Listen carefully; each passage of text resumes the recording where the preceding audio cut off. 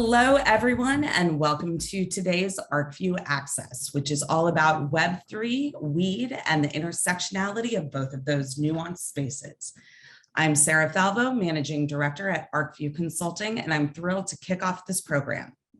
For a little background, our Arcview Access programs were spun out of a need for community building and education when the pandemic came about. That changed our ability to get together in real life, and this was able to give us a new tool for networking, connection, and most importantly, learning about our incredible industry one corner at a time. Before we kick off the program, I want to run down the wider Arcview ecosystem for those who may not be familiar. Under the Arcview Group's umbrella rest 4 different units, each uniquely positioned to support our growing industry from the ground up.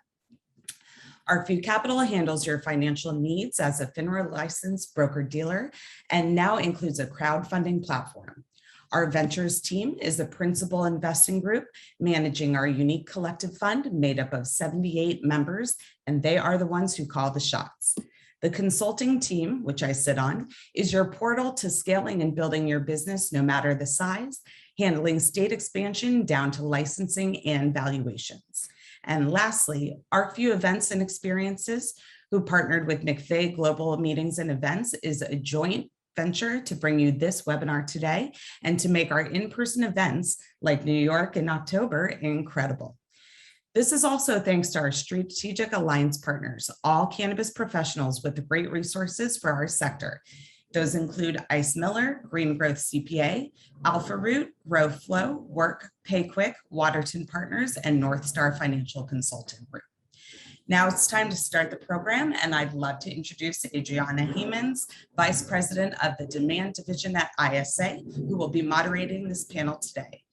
ISA's clients come to them for expertise and strategy and to gain access to niche communities, including NFT creators, collectors, enthusiasts of decentralized banking, gamers, technology experts, and influencers. So Adriana is very well positioned to moderate this topic today. So I'll let you take it from here. Thank you so much, Sarah. And thank you to Arcview too for putting this together. It's so cool to bring these experts together on one panel and talk about this topic, which is so timely. It seems like everybody is talking about it. Everybody's obsessed with it. And people have a lot of questions, understandably so. My name's Adriana, VP of Demand over at ISA. And ISA is a firm, an insights firm that specializes in, as you mentioned, those niche audiences and also helping clients to navigate these disrupted markets. We like to joke that we specialize in the 3 C's, which is crypto, cannabis, and COVID, the things that keep people up at night because they're not sure which way the market is going to flow. That's what we help clients navigate. And we've really just over the past few years, all of us have had a front row seat to these incredibly dramatic behavioral shifts, cultural shifts. It seems like everything has changed for us recently. And that's going to continue to happen, especially as these 2 industries, cannabis and crypto, come together. So you will hear a lot if you start talking to people who are in the crypto space, Web3 space. There are going to be big winners and there are going to be big losers. This is a phrase I hear a lot. And I think that's a little bit of an oversimplification. I think that it's not just like rolling the die. Being prepared, having a strategy, and doing your research will definitely help you figure out the right moves to make. And that's true for cannabis brands and brands outside of cannabis. I think we're still discovering use cases for this technology. The implications will take years and years for us to understand. But today we're going to explore what is happening right now today and how it can benefit your brand. We have an amazing panel that I'm so excited to welcome onto the stage, and I'm going to let them introduce themselves in just a second and share a couple definitions.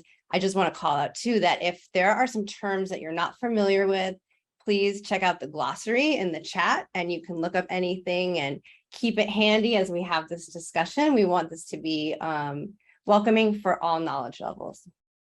So we're going to talk about both the benefits and some of the downfalls today of this intersection of cannabis and crypto.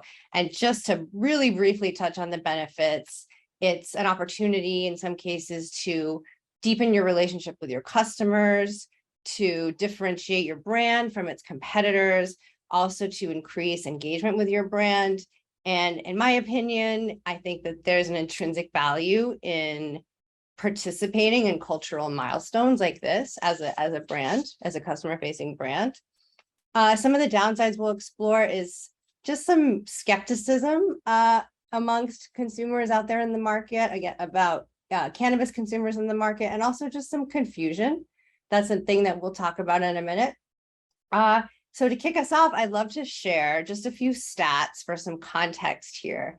So what we did, and Erica, if you want to throw up our first slide, that would be great. We did a poll of cannabis consumers because we wanted to understand, like, what really is the interest level? What is the overlap here? We talked to 697 cannabis consumers and asked them how they feel about the option of paying for cannabis using cryptocurrency instead of cash. Like, how likely would they be to do that? And what we found is that the people who are the higher spenders are actually more interested in this feature. And this is not really important distinction. When I say high spenders, people who spend more than $200 a month on average in a dispensary, I'm not saying that these are high income folks. The income is pretty distributed between the two groups. These are just the folks that spend more money on cannabis compared to the other people in the market. And if you want to go on to the next slide, I'll show this other stat that we're seeing. Really, the key takeaway, the headline here is people who are spending more on cannabis are more interested in exploring these new technologies. So this is another question about VIP access. How we define this is, how likely would you be to purchase an NFT to gain priority delivery, meaning that faster delivery, or early store access to your favorite dispensary or delivery service? And again, it's the higher spenders that have a higher interest in participating. I should mention too that this survey was fielded July 6th through July 13th of this year. So just last week we wrapped it up, or just a few days ago we wrapped it up, very fresh. And then if we want to go to the next one, sorry, these polls are popping up. This is the question of, do you think it would make sense for cannabis brands to start using NFTs? So we ask people to put on their marketing hats and think for a minute if it makes sense for the brands that they know in cannabis to embrace this. And these are the results. Again, people who are more interested are the people who are also spending a little bit more. And the last one I want to share here before we open it up to questions is we wanted to really drill down into the question of the why. Why do people feel this way about NFTs? What's sort of like driving this opinion that they're having? Some common themes that we saw repeated over and over in the reasons why were people are thinking, hey, these dispensaries are not going to get robbed if they have less cash on them. That's a great benefit. People are able to basically like build brand awareness, right? It helps you engage with the brand in a new way that maybe you hadn't considered before. And then there's also the, this is my favorite quote, which I'll read it out for you. Build brand awareness and set themselves apart, especially for the community that is highly engaged in cryptocurrency and blockchain technology. You know, stoner nerds. We may have some stoner nerds in our audience today. And then on the why not side, we see sort of the same some of the same themes keep coming up again. The ordering process is already confusing. Why make it more confusing? It's not relevant to me. I'm not interested in participating. It's a scam. And then the last part is someone who says, why focus on the marketing when they could be focusing on the product, and even called it a publicity stunt.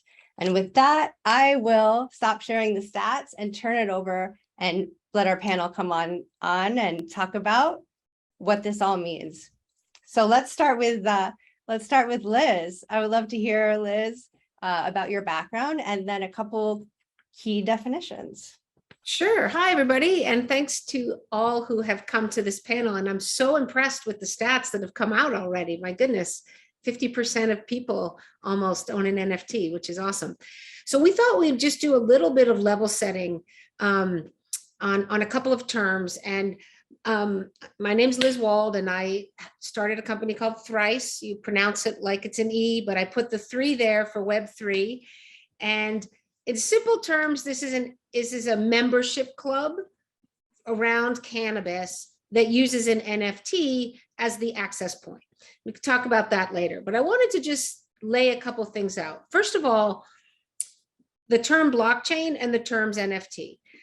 At a very basic level, a blockchain is just a ledger. It's a database that houses a bunch of transactions and keeps track of who owns what on the database.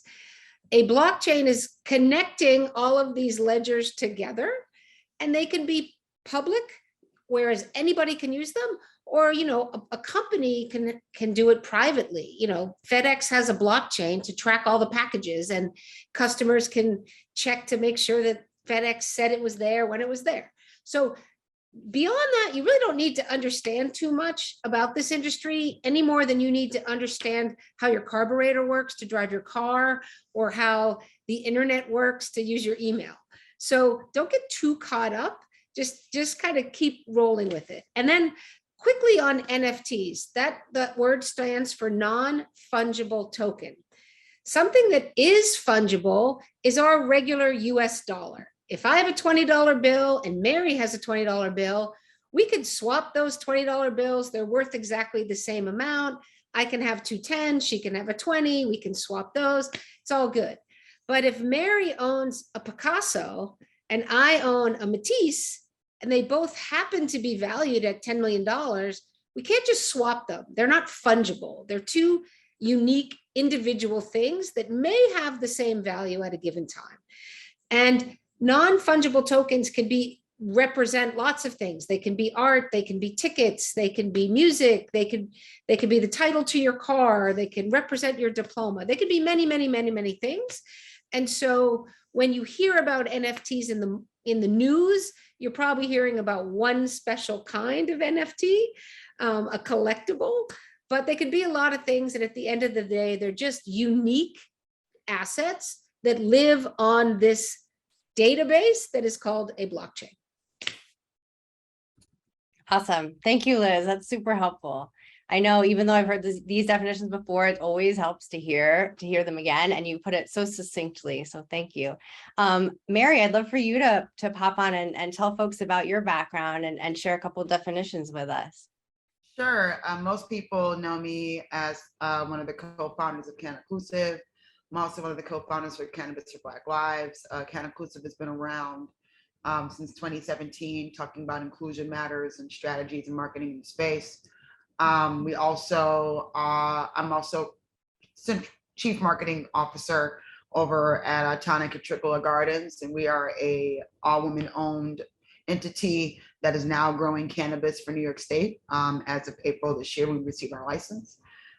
Full-time wise, although it sounds like I just listed 3 jobs, I do have another one. Full-time wise, I am Senior Strategy Director over at Wasserman and Laundry Service and Cycle, where I oversee a lot of our IP, our brands and properties that are working on Web3 adjacent projects. So we worked on the naming rights for Crypto.com Arena, FTX Arena. FTX is we're their agency of record. We did their F1 Mercedes activation, stuff with Wimbledon and Web3. We're agency of record for Meta for their AR/VR components of what they're doing, which is all connected to what's happening in Meta per se within their digital landscape. So I oversee those items, and I work really close with vetting, sussing opportunities for our RP, which includes music and sports. That can be from Pusha T to Pharrell to Kendrick Lamar to Brittany Griner, to several people that are in the Olympics. Like, there's a lot there. It's over a roster of 2,000. But with that said, it's my job to make sure that if we're doing anything in the space, that it's well researched, makes sense, is going to be advantageous from a profit level for our clients / IP. And since I've been in crypto since 2014, and I was in Web3 early when it became a thing in 2020, I'm very mindful of doing my research to make sure that people are not entering into bad deals or bad situations with certain outlets or platforms. And so Web3, so that people are well aware of this, is just essentially it's the evolution of the internet, right? And when I say it's the evolution of the internet, like when we talk about what revolution are you talking about, the idea of what Reddit is, from being just a .com company to what Slack is as a Web2 company, and then what Discord is within Web3 is adjacent to community building. If I talk about eBay being a .com item, then Etsy being Web2, and then OpenSea being Web3, you see the lines of commerce that are being drawn across there. Another good example is that PayPal is definitely a .com business. Apple Pay is your Web 2.0 experience. And then a crypto wallet, like from Coinbase or from MetaMask, like that is what we're talking about in terms of like holding and exchanging crypto or items that you would use to purchase digital assets. So overall, when we bring up this example and I use that to break that down, you have to understand that the fundamentals is that Web3 is open. Content platforms are built on open source software. It's trustless. The network and protection of that will extend to the edge, and everyone will use zero trust. And distributed devices, users, and services will be able to interact with authorization from a central authority. And the next phase of the internet idea when it comes to Web3 is you have users that are joining DAOs, which are decentralized autonomous organizations, which are collective entities owned and just operated by community members. I'm pretty sure y'all have heard that term before. And a lot of the user data is accessible and noted as being on chain, as we say in the space of blockchain, and accessible via smart contracts. And these are coded into blockchain, which are managed by a decentralized collection of nodes. So that's Web3 overall. It can seem very, very technical, but understanding what classifies into a Web3 property or item just allows you to think about what those evolutionary pieces are. When I talked about like what was a .com business, a Web2 business, and a Web3 business, so that you have a fuller understanding of that experience. And I was really excited to see that there were actually people that can document and say that they have had some metaverse adjacent experience in this realm, which is great. And so just to make sure people are aware of that, because this term is going to be used a lot, especially by our branding folks on this conversation, is that the metaverse, there's not just one. And we don't necessarily say metaverse, although I think we should. We don't say metaverses too often, which people just don't. Trust me, it's a thing. But idealistically, it's a virtual universe. This means Roblox, it's considered that. Fortnite, it's considered that. It's pretty much an idea that the internet is built on an idea of extending reality, XR, right? And it's an overall term that can define what is a mix of like virtual reality and mixed technology realities, which is augmented reality. So Pokemon Go, that is AR to the T. We were all running around backyards in Connecticut at our best friends' houses, picking up random characters and storing them on our phones. I just admitted that to everybody. Please don't judge me. VR-wise, Oculus, if I saw some people familiar with that, you're putting that on, you're going into the Horizon build that's on there, which is part of Meta's network, or you're probably playing a game, or you're getting your ass beat in Beat Saber, whatever it is, that is part of that VR experience. And so it feels like we're talking about a Lawnmower Man situation, in case anybody's old enough to know what that movie is. If not, don't tell me. It makes me feel like I'm old as hell. But when you think about that, that is an experience that was situated in VR, but all based upon the speculation of what that would look like. So those VR experiences that you might have seen in Blade Runner, those experiences of what you've understood in terms of like how big of this market is supposed to be, which is already counted at $800 billion by 2024, shows that there are a lot of brands and even crypto activations occurring within this space. And I'm going to be really excited to talk about those down the road as we get more into this.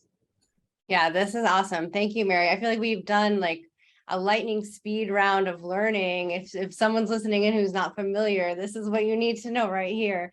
Mary's going to share with us in a couple of minutes more about some of the really exciting cannabis related projects and what to keep your eye on, what to look out for. But let's turn it over to Elizabeth. Let's hear what Elizabeth is up to. Hey everyone, so happy y'all could tune in. I am talking up here with some pretty badass people, so I'm really excited to learn. So I am definitely learning just like you all. Yeah, no, my name is Elizabeth, also Liz. I have been in the cannabis space for about 7 years now out here in California, but I've worked in other states as well because, as you know, a lot of brands are going into multiple states. It's always fascinating learning the new laws, seeing what we can do with advertising, which is why I love this conversation, because I'm going to be talking a bit about the community building and how we can just use this as new ways to get our message out there. You know, if you are using social media, which is my expertise, you know, we are silenced beyond belief, especially like, you know, brands like Cannaclusive, which are just education, but because they're using trigger words like cannabis, it becomes a whole bigger deal than what it deserves to be. So I'm really excited to talk about how you can use NFTs and Web3 just to really reach your ideal community. You know, we're out there. I feel like there can definitely be a disconnect, especially with social media. So really, really excited to dive into all of that. And a cool term. I love AR. So I love what Mary said. I think AR is so much cooler than VR. There's so much we could do with it. I have an Oculus myself. I dive in. So yeah, really excited to discuss and learn. I'm going to learn so much from everyone up here. It's going to be great. That's awesome. Thank you, Elizabeth. And that's a perfect segue too. Jarrett was kind enough to join us for multiple content creation things this week. He was on our Twitter Spaces panel on Tuesday, which all of July, we are focusing on cannabis and crypto. So join us at 5 p.m. on Tuesdays. Shameless self-promotion, sorry. Jarrett's sweet spot is community building. So let's hear a little bit about what you're up to in your background, Jarrett. Yeah, first off, thanks for having me today and including me on this panel with all these great people. I'm very happy to be here. I'm a TV director turned entrepreneur. I specialize in live event and did a lot of live TV over the years. But then I turned my attention to launching digital agencies. So I launched 3 in the last 17 years, and they've all specialized in audience building and community engagement through a combination of social media and content and interactivity. And most recently, we built a Web2 startup that's now poised to be a Web3 startup called Fuserly. And we're working with iconic entertainment brands like Stan Lee, Cheech and Chong, Frank Zappa, the Iron Sheik, the Blues Brothers. And Fuserly began as a platform, a design platform to give fans assets and tools to make fan art, memes, GIFs, official fan art. And it was sort of a natural evolution into NFTs in that space for us to become, poised to become, the world's first marketplace for fan-created digital collectible NFTs made from rights-cleared content. So yeah, this is all very fascinating to me, and cannabis is it's, you know, I'm in Canada, so things are a little different here from what is happening in the US, and especially when it comes to, or from what I hear when it comes to marketing and advertising and that whole experience. It's very restrictive here. I'm consulting with a couple of companies up here who are trying to find ways around it. So I'm curious to hear what people have to say about some of that stuff. So yeah, really happy. I think that's a great place to jump in. You just mentioned, Jarrett, the restrictions on advertising and marketing in the States, and how marketers in cannabis have a really tough job, because not only are they trying to reduce the stigma that exists in our culture, but they're also not allowed to use the channels that regular marketers are allowed to use. I'm curious to hear from Elizabeth what examples you've seen of people being able to circumvent some of those restrictions with this new technology. I definitely see how with NFTs, for instance, when I was learning all about it, I was seeing that it really was community. These projects all came with things like memberships. You know, you were on the discourse, it was hand in hand, because I was very unfamiliar with NFTs when they were first coming out, and I was just, seeing it from the art aspect. But then when all these projects, and they were always, pushing the same thing. Like, we're going to have events every week. You get early access to drops.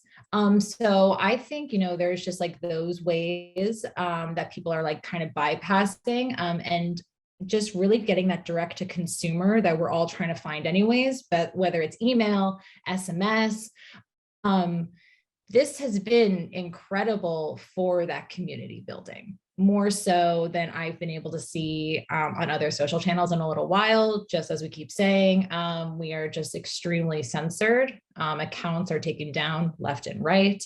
Even, in the comments, even for CBD, which is federally legalized. So that's how I'm seeing brands being able to come out and get through these barriers by, just like having a built-in community, basically. Like, you already have a way to speak with everyone. So building from there and pretty much getting off social media, unless you're Twitter, of course, Twitter, you have more freedom to speak. But getting off these channels and going for more cannabis friendly ones. I'm curious to hear from Mary, because you mentioned that you do a lot of vetting and making sure that companies are not going to give you a bad deal. If you need a good deal, go to Mary, have her vet. How do you look at the health of a community to evaluate whether, to answer those questions about whether it's worth investing in? I mean, when it comes to dealing with IP, like I am advising on from the level of like talent or for brands and properties, it's really a matter of me being able to identify 5 things. 1, if your community strategy isn't solid, I'll know. I can tell. I've been someone that's able to see, well, I don't care if it's on Telegram, WhatsApp, Discord. I can do the tracings of the numbers to see what's what. So if that's weak, you already are going to be in a weird position. 2, if your item isn't compelling, meaning like you're not able to study the attributes of what might put yourself in a position to mint out as a digital asset, that matters to us to a degree. If you're coming at me to try to get an artist or a sports talent to promote your project, I can root through everything from who invested in you, the hedge fund you worked with, how solvent you are, to know if and when, or if that might be something that goes belly up in the future or not, what that ramification does to us for our talent. So I'm very, very bearish on even looking at those items anymore, given the things that we're seeing in this current downtrend. And I do want to say that crypto is not going anywhere. Just because it's in the middle of a shift and we haven't seen the new realistic adjustment, given that the recession hasn't hit yet, is key to note. But there's too many vested interests from global markets, banks, all the people that are giving this more of a go than they will on cannabis is a sign. So, I just want to make sure that people understand that reality when trying to go through these conversations around what the real investment or opportunity is within Web3. And I also kind of just want to say that, like, for me, if there's a DAO, there's a DAO, but a DAO can look quickly like an LLC if people do not know who they're talking to and how they're operating. So knowing what that means in terms of decentralized work, what a good DAO is, what a bad DAO is, i.e. Constitution DAO, worst DAO on earth, you should be able to differentiate what those things are to know what you're attracting to. And within my world, people utilize the IP that we have. And I say IP because that matters in terms of the legal ways that you can utilize and galvanize content or people that make said content for you to promote said items. In our world, we have a lot of people that book our talent to play their events to get people excited about their projects. So, if you're booking disclosure and we're coming at you with the rate that they're at and you want them to promote your NFT or as far as performing at your event, please know that these are entities that are now also interested in the space and have their own ways of understanding what's going on. So making sure that, you know who your audience is, who your target is. I'm really big on asking all the right deeper questions. I'm someone that, in the past has worked at VaynerMedia, worked at McGarry Bowen, worked at McCann. There's a lot of us that are now embroiled or working at different companies, from Consensus Mesh to Coinbase to Binance to CoinDesk, where I can just call someone and be like, hey, what's going on? So, for me, I try to do as much of a vetting process outside of tracing and tracking someone down on LinkedIn, Twitter, and Instagram to get my answers. But that's how serious we have to be in this space, because we've already seen several examples of companies that seem really solvent already be going through some real public issues given what's happening in this current marketplace. So I'm even more protective, given that, you know, the worst advice can turn into a really big loss that has ramifications across our company. I'm really glad you brought up that point about audience measurement, Mary. That's one of the biggest questions that clients come to us wanting to know. Is there an audience for this project that I'm about to embark on? And we go out and measure the market and find out what the addressable size is and report back to them and help them formulate their strategy. I'm curious, because we're here talking about cannabis and crypto. What are some of the cannabis related projects that you're most excited about? And I'd also like to hear from the other panelists too, if you have some faves that our audience should be aware of. I think with Crypto Cannabis Club, and I haven't been active in the Discord in a while because I'm launching another project that's A16Z related, but I think that what they did with the voxels experience is kind of cool. I think that those extension of being able to set up like retailer experiences within those worlds has been like a project that I thought was like kind of like intriguing, to be honest with you. I think that NFT projects that are coming out of the CCCC and projects that are coming out of Flowers are really unique in terms of like the purchasing of digital assets to unlock to deeper benefits in real life, such as like exciting cultivar strains or limited items in that way. And what it means to like think about how people are even utilizing cannabis experiences in Decentraland is kind of cool too.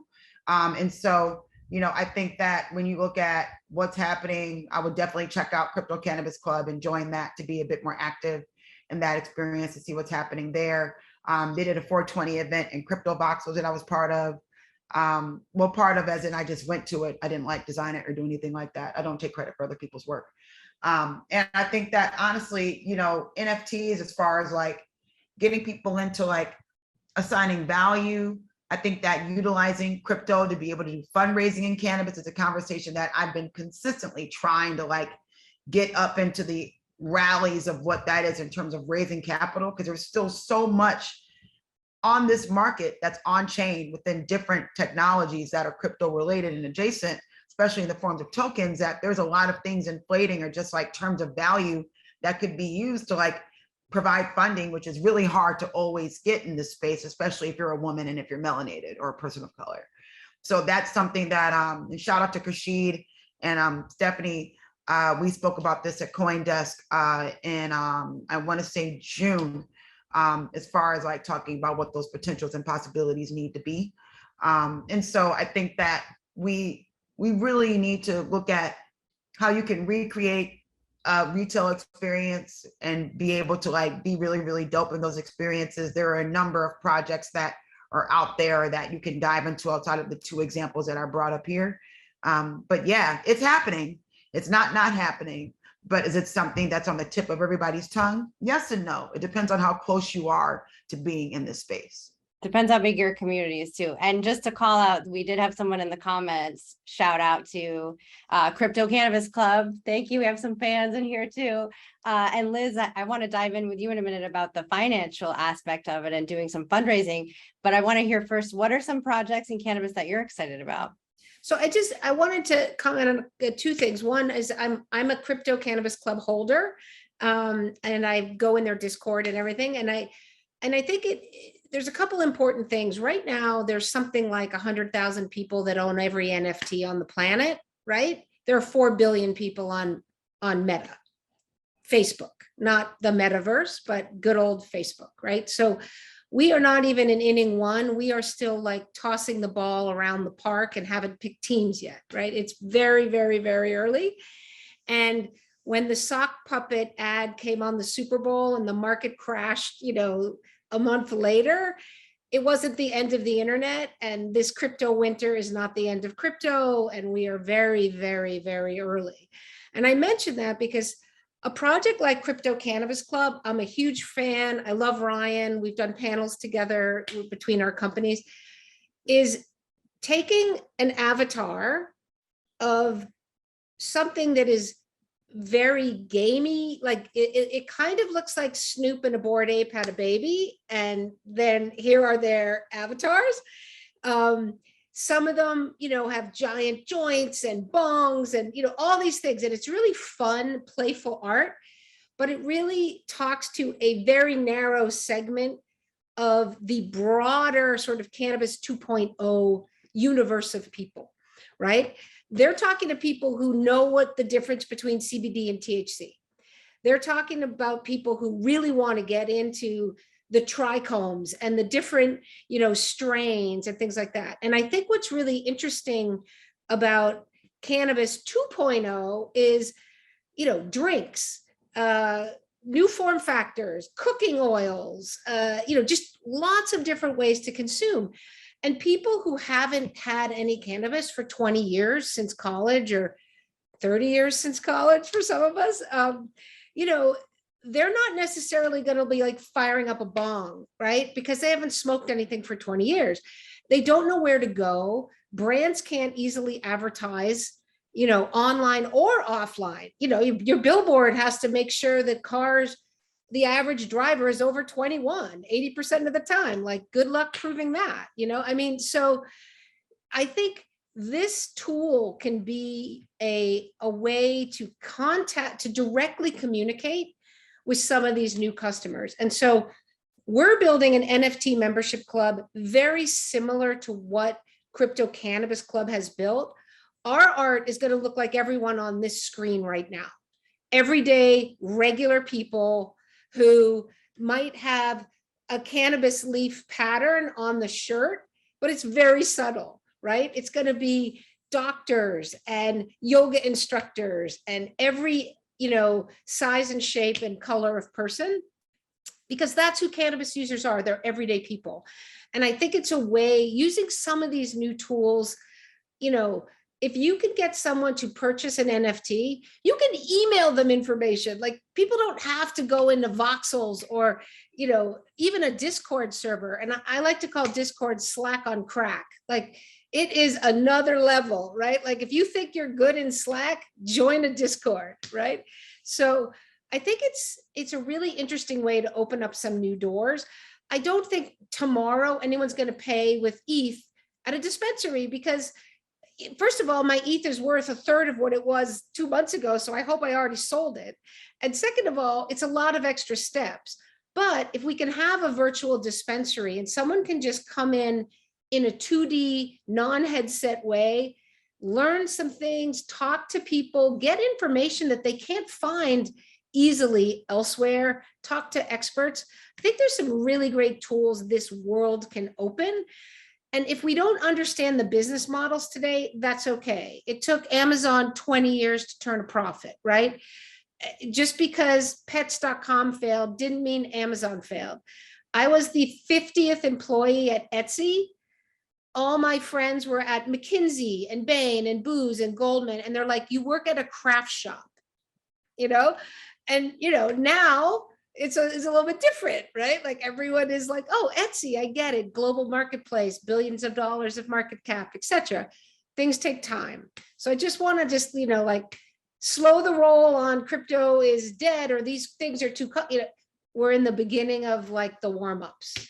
I love that perspective you just shared, Liz. And, you know, having seen Etsy is worth more today than what it was when it was just a craft shop.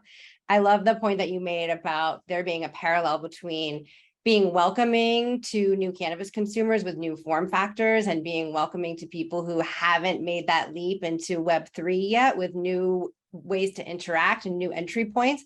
I'm curious if, Jared, if you have a perspective on what you think would be a common entry point for new folks getting into the space for the first time, either as creators or as investors.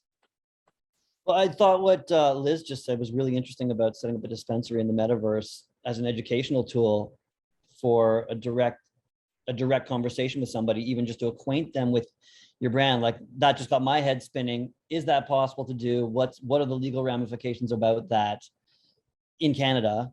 Because I think that's actually a genius technique for, you know, it's sort of like a content play without being marketing, as a way to expose people to your brand. So I think that that's something I actually want to really get into exploring, because I think that makes a lot of sense. On the flip side, I think you're also limited to who you're exposing yourself to, because I think anybody at this stage, like we are so early, anybody at this stage who's going to be fluent enough to go get themselves into a metaverse and navigate somewhere to find something out is already probably pretty savvy on the topic. I don't think that'll be the case for long. I think you'll start to see more average people, who aren't so savvy, coming to wander around and explore. Buying frankly, tokens with a credit card is coming. I mean, it's here, but like you're going to be able to do things without having to like open a Coinbase account and, fund a wallet and move your, it's going to get easier. It's not going to be truly decentralized and all of that, but for many, many people, they just want one or two tokens. They want to put a toe in the water, and it's going to get a lot easier as literally weeks go by, let alone months or years. But even, I mean, I'll say I'm in the business, and I abandoned trying to set up my first wallet like 3 times because it was just too complicated, and I had no concept of the KYC and that whole process. I'm like, you want my property tax bill? What are you talking about? So I think, some of that has to be streamlined and made easier. But I think even before you get to owning a wallet, just navigating yourself into the metaverse, I think is something new for a lot of people. And I think that's a big jump for a lot of people. Again, I've got an Oculus. I've got a note here now. I'm going to go check out the Meta Horizons space. I've never done it. My kids are away now for the summer, but they've owned the Oculus, so I haven't really had a chance to get in. But again, I'm in the business and I haven't even explored that myself yet. So I think we are still in such early days, and we need more on-ramps for this stuff, and to make them as easy as possible for people to just, like you said, dip a toe, navigate themselves in and click a link and I'm there, sort of thing. And I don't think that's quite the way it is yet. But on your topic of projects I thought were pretty interesting, in the session I did with the ISA the other day, I was exposed to Monster Buds, which I thought was kind of a fun combo of the sort of PFP project in the cannabis space. And I kind of like the way they're partnering with other companies and bringing that all together. And I was pretty fascinated by Canna Farm Club, which is out of Colombia, but which basically is fractionalizing ownership through NFT investment. And I still don't understand how that's even possible to do. Is that just an unregulated thing? I can't imagine you could do that in Canada. I don't know if it's possible to do in the States. I think they're able to do it because they're in Colombia, but I was sort of fascinated by the idea of, if people can buy fractionally a piece of a cannabis crop, they're invested in the sale of that cannabis crop. I think it's a very smart technique for getting people in the door. What we're seeing a lot is that there's a lot of overlap between the gaming audience and the cannabis audience, and that is definitely an entry point that people are seeing some exciting opportunities in. I think we can all sort of agree that mass adoption will start to happen when it's easy and it's streamlined and it's frictionless, and all of these things that like the online ordering process of the early days of the web had to overcome before they started to see some real traction. I'm curious also, if maybe we could talk a little bit about like the brand aspect. If you're a brand that already exists and you're considering jumping in, what is the potential impact on your brand? What do you need to be aware of? How do you sort of like, what's the word I'm looking for? Counteract the skeptics, if you will. Maybe we can start with Elizabeth on this one. I think that first, Mary brought up a really great point with always checking these projects in these communities. I remember I had read a little while ago, just like what's realistic, if a new project comes on board and they're like, yeah, like we're gonna have events every single week and all this stuff. But, by now there's been so many of these kind of projects that you're just a little more savvy and you're just seeing like what can realistically be done. You see celebrities attach their names to these NFT projects, not controlling everything, but when the people who were controlling the projects, couldn't deliver on what they promised, that got a lot of backlash for celebrities, so who were attached. So always vet. So then when you think, now new projects are coming on board, and I always kind of I equated this at first to the CBD boom. Remember, like a few years ago, everyone had a CBD company Everyone was so excited. And that's just how life is. You know, something new is out there. It's exciting. You see people succeeding. You want to try it. Like everyone's jumping at once. So by now you have to vet and make sure you're doing everything right to avoid backlash for your brand. Make sure everything is followed through. So for this question, when you are considering an NFT launch, you know, the impact definitely could be what we were already talking about, how it can benefit your brand and your company, but it has to be like workable, right? Like you have to be able to fulfill your promises. If you're putting everything into this project, you know, I know it seems basic, but like, don't lie. If you can't make something happen, don't put it in there. Don't promise, because now your brand's attached to this and you have a lot at stake. This isn't just something you're just going to throw into the wind. Like there are people who are so tuned in and are so good at this that like, they know what's up. They could destroy your brand. Like the internet, we all know, is crazy. So when you want to jump into this, I would say first, make sure you have the full capacity to do it right, to do it the way other respected projects are doing it. You know, that comes with research, that comes with being a user yourself, so that when you can launch and you could do this, you're just not hurting your brand. You know, we want to be able to provide something. And, you know, if you're excited, you want to get into Web3, do your research. And I guess, you know, as I'm saying this, it just reminds me of cannabis in general, right? If you're going after a license, link up with an expert, get someone on your team who knows this. So if you want to get into Web3, find someone to work with, hire it out, make sure you're doing this to the best of your ability, because why waste any resources that you may have on a project that may flop? So always come in with the intention to succeed. And that involves a lot of research and making sure you're with the right people to get it off the ground. Amen to a lot of research, a lot of risks taking if you're jumping in. But I know a lot of brands now are looking at this saying capital is drying up, private equity is hard to come by. Is this a viable option for me to get some cash flow to help my company grow or even maintain? Liz, what do you, I see you shaking your head. So I think there are a few things to think about here. First of all, you know, voxels, Decentraland, Fortnite, this is a lot like when cell phones came out and you were on Verizon and I was on AT&T and we couldn't text each other. They don't talk to each other, or you had Betamax and VHS, which is probably too old, you know, too far back for many of us here. We are at nothing talks to each other yet. You know, people are working on this, right? So I wouldn't like dive in and buy 5 parcels in Decentraland and start building something. I would talk to some other people that own a parcel in one of these and say, hey, could we have like a 3D Twitter space essentially in here where people open their laptops and come in and move the ASDZW keys to move forward and backward and see what it's like, right? Like baby steps.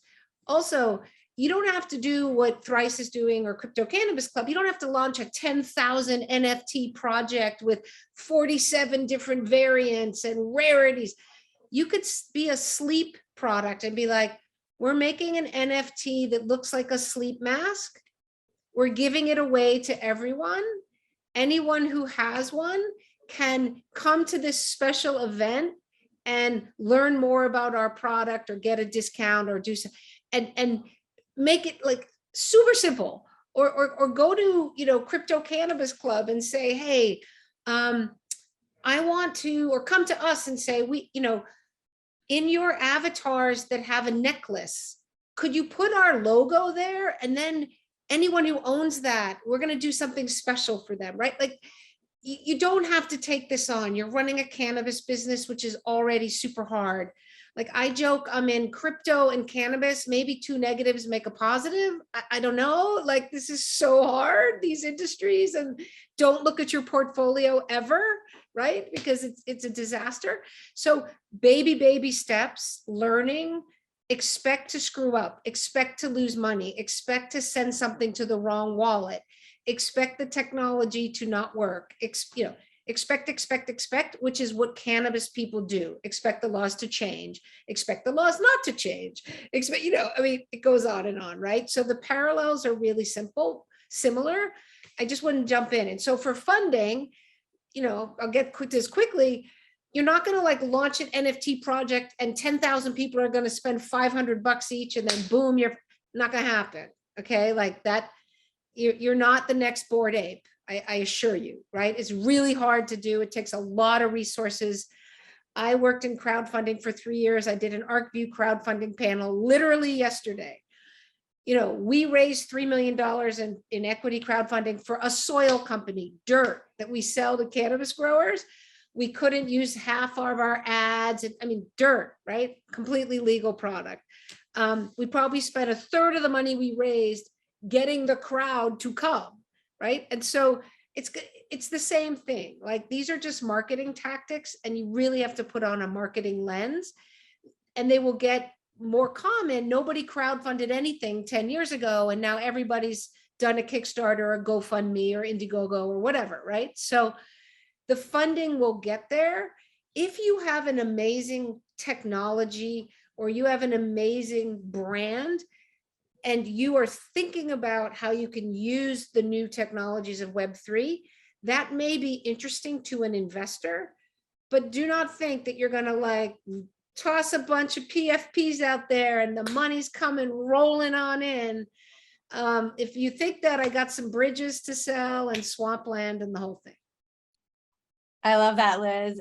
I really do totally agree with you that from a B2B perspective, the cannabis industry is the grittiest, hardest working, can overcome any obstacle. So if any industry has a shot right now, it's the cannabis folks. They've been through the ringer and back. I like too what you mentioned about doing a small scale version of a drop instead of thinking that you have to like take on hundreds of thousands of NFT creations and that. How do you, so I guess the question for the panel is, how do you sort of match the size of the project that you want to undertake with what your needs are as a business? Is there maybe like a rule of thumb for something like that for people who are marketing in the cannabis space or helping to run a cannabis brand? I would say, honestly, we're in a crypto winter. And so I want people to understand, and you can even see there's been even more of a decrease of like staffing and stuff with a lot of major companies, right? So I want people to take this time, which we all have to, especially if we're in cannabis as well, to think about innovation along the lines of building community, to use a testing ground, and to be able to like be mindful of what you're pricing your experiences at if you're doing digital assets. If you're coming into this market thinking that you're going to get 2 ETH off of something, I'm going to tell you right now, I don't know about that, because that's not where we're at. And so you have to be really mindful in terms of when I say it's important to build in this bear market, I mean that. And I would tell people to like think about how much research should you really take in to put together something solid. I don't know that answer. For me, I've been testing the grounds in the space for a while. When I've been off, I've really been on because I've been someone just held on to crypto since 2014 on the Bitcoin side. I didn't make my jump into Ethereum until 2017. That is still very early. So in the reality of, am I up no matter what? Yeah, I am. In the reality of, am I still looking at losses? Hell yeah, it's still not attractive and very scary. So I would say the biggest thing to think about here, just given what Liz Wald said, and even what Elizabeth Odell said, like, looking at what is it that you want to do? Who's your target? Who's your market? Which attributes are these people really attracted to when it comes to what they're buying on OpenSea or LooksRare or any of these platforms? What does that mean when you're trying to like think about not just crypto education, but DeFi education? What does that mean if you're building something that's focused on supporting marginalized or communities that feel left out, to be able to like approach this in a way that's happening? And a lot of that is based upon community, because who you connect with is who your customer is going to be. And you need to also be mindful that's going to be someone that's even outside of that realm too. So thinking about how easy that is from start to finish, from UI to UX, is really important as well. I saw Odell do like some type of hand signal for saying something, I think. I don't know that, but I'll let you go in. Oh, you just, wait, I thought you Just my nails. just the hands. Agree. Right, Yeah, What you do got you- my hands what- up I mean, here like, today. what do you think about that, just given what I'm saying? Because I know you follow my posts and I say, oh my God, we all need to start an OnlyFans in order to buy a watermelon every day. So I'd love to get your thoughts about that. It's so true. And, I'm on here the least experienced with crypto and all that. And I have to be safe with it, right? Because I'm going in learning, and you all have so much experience and you've tried so much. And right now, we definitely are in the winter because I see the news. So right now more than ever is the time to really just be safe, and I would say smart with it, because so much is at stake. And I really loved what Liz said about Bored Apes, because I feel like that's so much with like all these other industries. The early adopters always do okay. Bored Ape was one of the first, to my knowledge, and they're one of the only ones who have that kind of success, kind of like CryptoPunks, and everyone's just trying to copy it. But you're Bored Ape.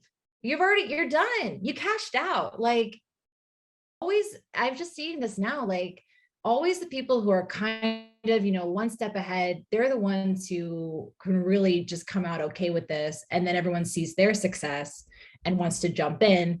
And next thing you know, who can have success if there's just like so many different directions you can go in? I've learned so much from this panel today. Build, stay safe. It's okay to have a small drop, and don't be a copycat, be original. I Love mean, the it. small drops are the one that make people feel like they have FOMO. You got to Yeah. understand a lot of what drove these like weird, oh my God, I want this, is that FOMO thing. Like, if I could have a certain blue chip NFT fall in my lap, like that'd be great. But a lot of what those things are, and that fear of FOMO really comes into what we call marketing. So there's that. That's a great way to say it, for sure. I'm just bringing it back to CBD because everyone wanted in. They're just like, oh man, like legalized,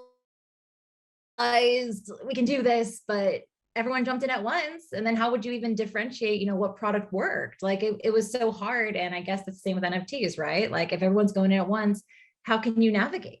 How do you know what's authentic? It's hard.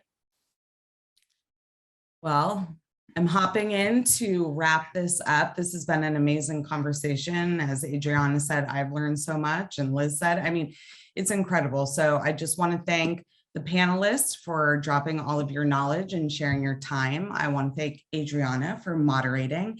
And thank you again to our viewers. Over 30,000 of you have joined our program since we launched in 2020. And we're thrilled to announce some upcoming in-person events. So save the following dates on your calendar. We will have Ancillary August, and the program registration is coming soon for that. And our in-person Arcview Cannabis Investment Summit, which will be live in New York City on October 19th to the 21st. And details for that will be forthcoming. So keep an eye out for that. And that's it. So again, thank you everyone for joining us today. Thank you to the panelists, and we'll see you on our next program. Bye. Hi, everyone. Thank you. Thank you. Thanks, everybody.